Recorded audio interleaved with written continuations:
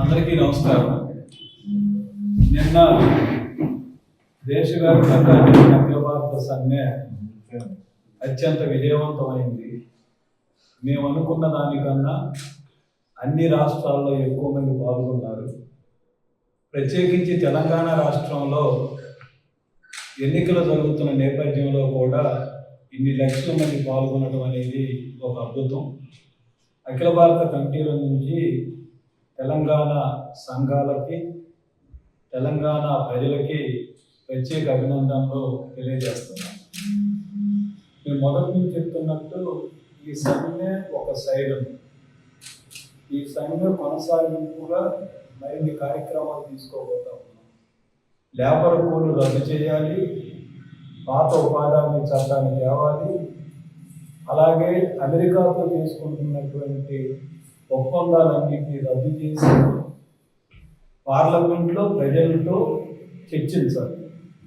అలాగే seed bill, విద్యుత్ bill పొందడానికి ఇవి మా ప్రధానమైనటువంటి కోరికలు. ఇవన్నిటినీ మోడీ ప్రభుత్వం అంగీకరించేదాకా ఈ ఉద్యమాన్ని కొనసాగించాలని నిర్ణయించుకున్నాము.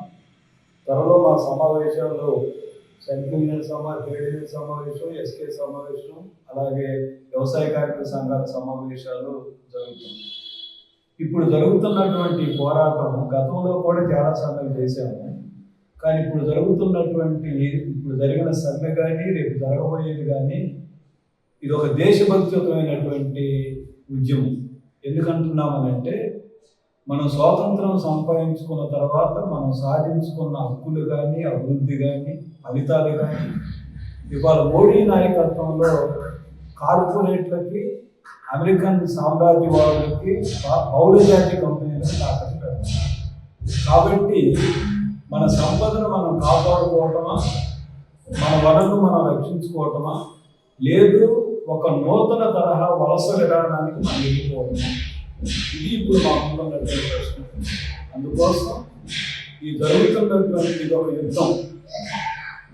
ఈరోజు మోడీ గారు చెప్తున్నది ఒకటి ఎలా జరుగుతుందంటే 33 కోట్ల మెట్రిక్ టన్నుల ఆహారాన్ని మనం ఉత్పత్తి చేసి దేశంలో ప్రపంచంలోనే 3వ 4వ అతిపెద్ద ఉత్పత్తిదారుడుగా మనం ఎదిగాం. అది మన గర్వకారణం.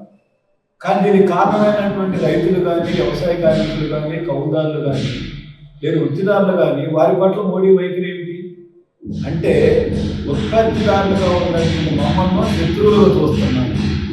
మన ఉత్పత్తి విధానాన్ని ధ్వంసం చేయాలన్నటువంటి అమెరికాతో, ట్రంప్తో ఎడదరిగినటువంటి బంధాన్ని నెరవేర్చుకుంటున్నారు. దీనికి కూడా కారణం ఏమిటంటే ఒకటి కారణం, మోడీ కార్పొరేట్లకి లొంగారు, కార్పొరేట్ల ఆధిపత్యంలోకి వెళ్ళిపోయారు. అదానీ, అంబానీ, టాటా బిర్లా లాంటి వాళ్ళ ప్రయోజనాలను కాపాడటానికి, వారికి అంతర్జాతీయంగా వారి వాటాన్ని పెంచడానికి, అంతర్జాతీయ మార్కెట్లో షేర్ చూపించడానికే మోడీ ఆడుతున్నటువంటి నాటకం. సో కాబట్టి ఇప్పుడు జరుగుతున్నటువంటి యుద్ధం ఖచ్చితంగా మాకు నమ్మకం ఉంది. జాతీయోద్యమ స్ఫూర్తితో మోడీ కనుక తనను ఈ విధానాలన్నీ రద్దు చేయకపోతే మేము శాసనోల్లంఘన ఉద్యమానికి పాల్పడతాం, ప్రభుత్వ విధానాలను ధిక్కరిస్తాం, ప్రతిఘటిస్తాం, అడ్డుకుంటాం. ఇవి రద్దయ్యేంత మేరకు మా పోరాటాన్ని కొనసాగిస్తాము. గతంలో రైతాంగం చేసిన పోరాటం మా దృష్టిలో ఉంది, వారి అనుభవాలు కూడా మా దృష్టిలో ఉన్నాయి. సంతోషకరమైనది ఏమిటంటే సమ్మె కంటే ముందు సాధారణ మద్దతుగా ఉన్నటువంటి రైతాంగం నార్త్ ఇండియాలో ఎప్పుడైతే అమెరికాతో ట్రేడ్ ఒప్పందాలు అనేది బయటకు వచ్చిందో, బీజేపీ ముసుగు తొలగిందో, దాదాపు మేము ఊహించనంత, ఇంకా చెప్పాల్సి వస్తే బీజేపీకి బలమైనటువంటి ప్రాంతాలలో కూడా లక్షల మంది రైతులు నిన్న రోడ్ల మీదకి వచ్చారు. కానీ ఈ పోరాటం రాజకీయాలతో నిమిత్తం లేకుండా, అలాగనే ప్రాంతాలతో నిమిత్తం లేకుండా, కులాలతో నిమిత్తం లేకుండా జరుగుతున్నటువంటి పోరాటం. అందువల్ల మన మిత్రులు చెబుతారు రేపు అమెరికాతో జరిగే ఒప్పందాల వల్ల ప్రమాదం ఏమిటి, అలాగే ఇతర అన్ని అంశాల గురించి కూడా మేము చర్చిస్తా ఉన్నాం. ఇక చివరిగా ఈ ఉద్యమంలో ఇప్పుడు మేము నిర్ణయించినటువంటి జాయింట్ కార్మిక కర్షక సంఘాలు, ఇతర ప్రజా సంఘాలను కూడా కలుపుకొని ఐక్యాన్ని కూడా ముందు భాగంలో ఉంచి రేపు 8వ తారీఖున అంతర్జాతీయ ఉమెన్స్ డే. ఈసారి ఉమెన్స్ డేని ప్రభుత్వం తెచ్చినటువంటి విధానాలను వ్యతిరేకించే ఒక ప్రతిఘటన దినంగా జరపాలి, ప్రతిజ్ఞ దినంగా జరపాలి.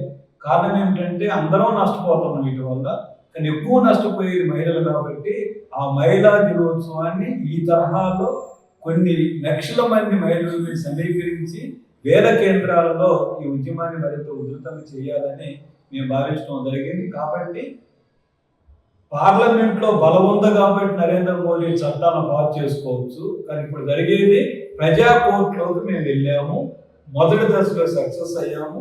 ఖచ్చితంగా మోడీ ప్రభుత్వ విధానాలను ప్రజా కోర్టులో ఓడిస్తాము. ఆ స్ఫూర్తిని నిన్న జరిగిన సమ్మె మాకు ధైర్యాన్ని, ఒక నమ్మకాన్ని ఇచ్చింది, దాన్ని కొనసాగిస్తాం.